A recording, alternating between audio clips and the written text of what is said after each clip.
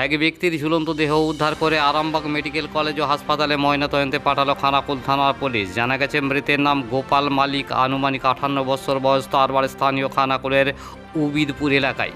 পরিবার সূত্রে জানা যায়, বেশ কিছুদিন যাবৎ মানসিক অবসাদে ভুগছিলেন ওই ব্যক্তি। এদিনই হঠাৎই বাড়ির মধ্যে ওই ব্যক্তিকে ঝুলন্ত অবস্থায় পরিবারের লোকজন দেখলে পরিবারের লোকজন ওই ব্যক্তিকে তড়িঘড়ি উদ্ধার করে চিকিৎসার জন্য খানাকুল গ্রামীণ হাসপাতালে নিয়ে গেলে কর্তব্যরত চিকিৎসক ওই ব্যক্তিকে মৃত বলে ঘোষণা করে। ঘটনার খবর পুলিশকে জানালে পুলিশ মৃতদেহ উদ্ধার করে আরামবাগ মেডিকেল কলেজ ও হাসপাতালে ময়নাতদন্তে পাঠায় বলে জানা গেছে। মানসিক অবসাদের জেরে এদিন ওই ব্যক্তি গলায় ফাঁস লাগিয়ে আত্মহত্যা করেন বলে পরিবারের লোকজনের প্রাথমিক অনুমান। যদিও ঘটনাটি কী ঘটেছে খতিয়ে দেখছে খানাকুল থানার পুলিশ।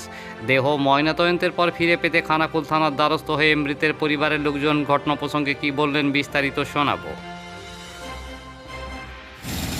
আমার বাবা বেশ কিছু মানসিক যাবৎ ভুগছিল। এবার আমাদের শনিবার দিনকে পুজো ছিল, এবার পুজোতে রাত পাত জেগেছিল। শনিবার দিনকে রাত পাত জাগার পর রবিবার দিনকে দেখি না বাবা দেখি না গলায় ধরে দেখি না দিয়েছে বাড়ির ভেতরে। মানসিক ব্রেনে একটু প্রবলেম ছিল আর কি। এবার সকালবেলা দেখি না বের করছি, দেখায় ঘর খুলছি, দেখি না বাবা দেখি না মৃতদেহ দেখি না ঝুলছে। তারপরে নিয়ে যাই হসপিটালে নিয়ে গেলাম। ওরা মৃত বলে ঘোষণা করলো, ওখান থেকে ওই হসপিটালকে নিয়ে এলাম। পরে হসপিটাল থেকে এখন থানায় এনে গোপাল মালিক আমার বাবা, আপনি কার্তিক মালিক, সুবিধপুর।